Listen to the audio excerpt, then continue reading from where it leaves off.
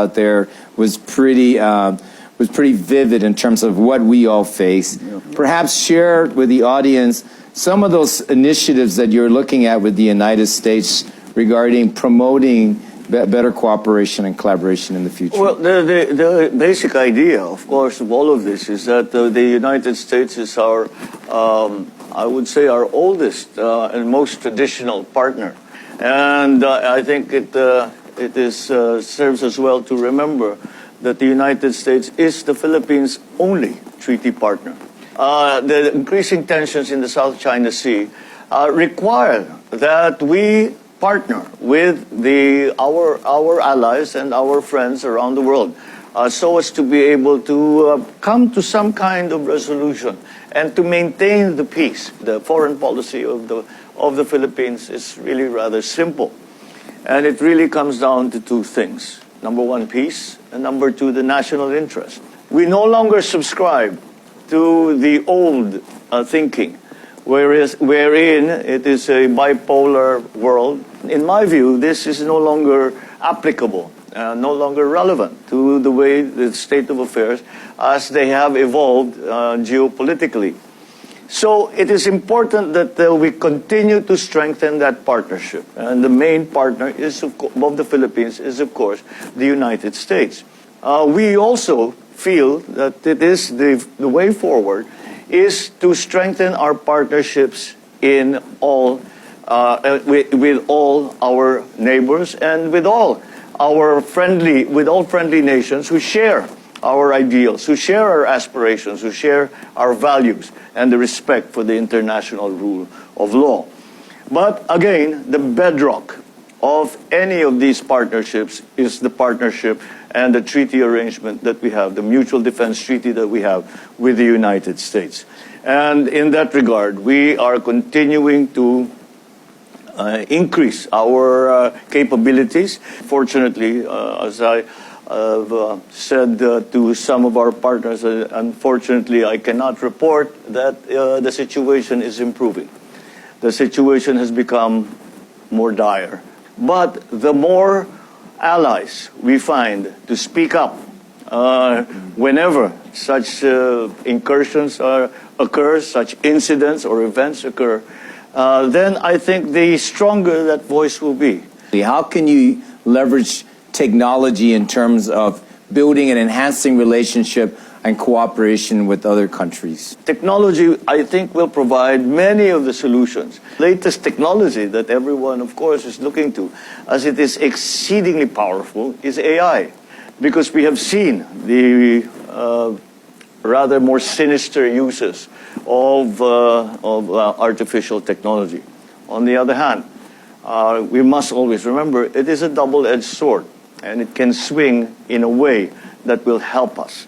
And so we continue to look to the United States and to technology leaders like the United States to provide the guidance and to the lessons, rather, that you have learned being at the forefront, and both the good lessons and the lessons that were not quite as successful, and hopefully apply that in the Philippines. I know the Philippines is a founding member of ASEAN, and I think in 2026, you will assume the position of chair. What were you thinking as the leader of the Philippines to be looking to help ASEAN grow into an adaptive role, particularly in terms of what has happened in the region that kind of destabilized it?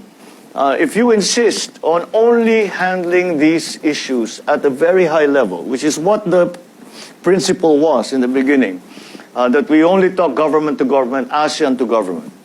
And unless there's progress made on that front, then there is no progress made.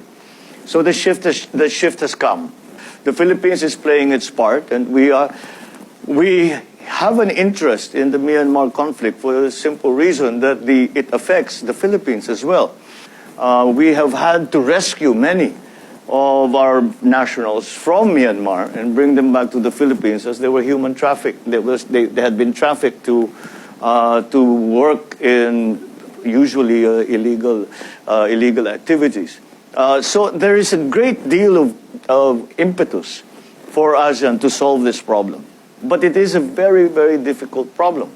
as it has involved other players, and it's not just the leadership in Myanmar.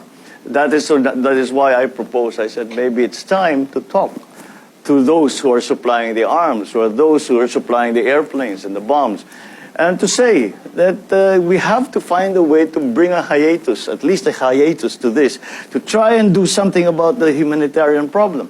And then perhaps that will be a first step. And once we are discussing that, and once we are more active and allowed to operate more within the country, and to have more contact and more communication, perhaps that will lead to something else. And so let's try everything. Let's talk to our friends, perhaps our adversaries, but try everything. That we should not be too picky about how we get in touch or how we communicate with the military leadership in Myanmar, on how we negotiate and how we discuss with the other stakeholders. And perhaps that's the role that ASEAN can play, is to come in between, start the process, and hopefully it will bring a more equitable and peaceful situation in Myanmar, to the benefit of all of us in ASEAN and all of Asia, for that matter. Well, Your Excellency, your insights, I must say, is very refreshing and encourages all of us to work harder to collaborate to this vision that you've laid out. And I truly think we must try everything. Ladies and gentlemen, please help me give a round of applause, Mr. President.